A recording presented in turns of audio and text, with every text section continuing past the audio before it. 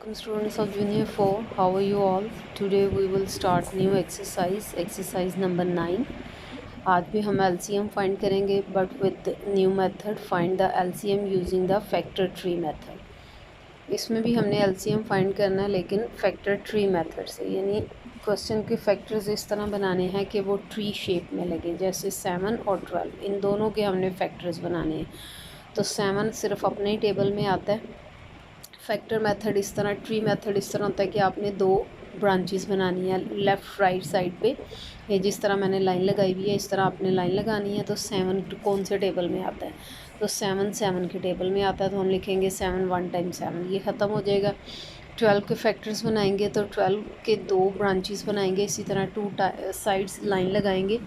तो 12 के लिए आप 6 का टेबल भी पढ़ सकते हैं, जैसे 2 6 टाइम 12, 3 4 टाइम 12, यानी ज़रूरी नहीं कि आपने 12 के लिए 3 × 4 ही लिखना है। 3 4 सा 12 भी होता है और 2 6 सा 12, यानी दोनों तरीक़ों से आप क्वेश्चन को सॉल्व कर सकते हैं।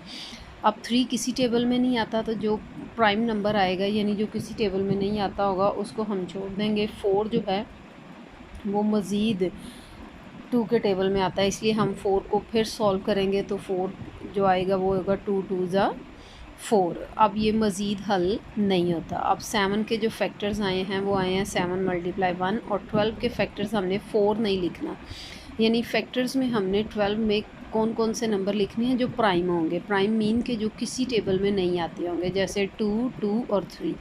3 अपने टेबल में आता है, 2 भी अपने टेबल में आता है। 2 2 टाइम है इसलिए उसको दोनों दफ़ा लिखा जाएगा। अब 7 और 12 के फैक्टर्स में कोई भी कॉमन नंबर नहीं है, तो जो फैक्टर्स होंगे उन सब को आपने, अगर कोई कॉमन ना आता हो तो ज़रूरी नहीं कि हमने कॉमन लिखना है। अब 7 और 12 में कोई कॉमन नहीं है, इसलिए इनमें से कुछ भी कॉमन नहीं निकलेगा। तो LCM का मतलब होता है कॉमन और अनकॉमन सारे लिखें जब हम ट्री मेथड कर रहे होते हैं। तो सबसे पहले 7 लिखेंगे, फिर 2 2 और 3, यानी जितने भी फैक्टर्स आए हैं दोनों के वो सारे लिख के तो उन सब को हम मल्टीप्लाई कर देंगे तो आंसर आएगा 84। तो LCM हमारा आंसर आ जाएगा 84। नेक्स्ट क्वेश्चन है 5 और 15 के फैक्टर्स बनाने हैं।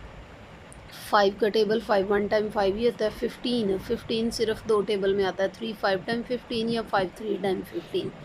आप 5 को लेफ़्ट साइड पे भी लिख सकते हैं, यानी 3 × 5 भी लिख सकते हैं और 5 × 3 भी लिख सकते हैं।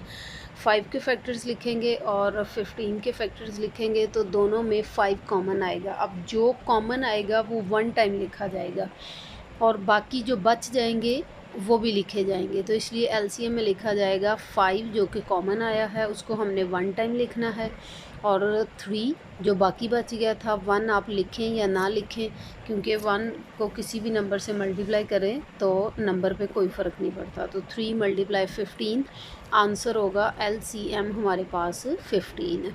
इसी तरह इसका नेक्स्ट क्वेश्चन इंशाल्लाह ये आज आपने सिर्फ 2 ही करने हैं, अगर समझ नहीं आए तो आपने इनको दोबारा पूछ लेना है और रेस्ट ऑफ द क्वेश्चन इंशाल्लाह हम कल करेंगे।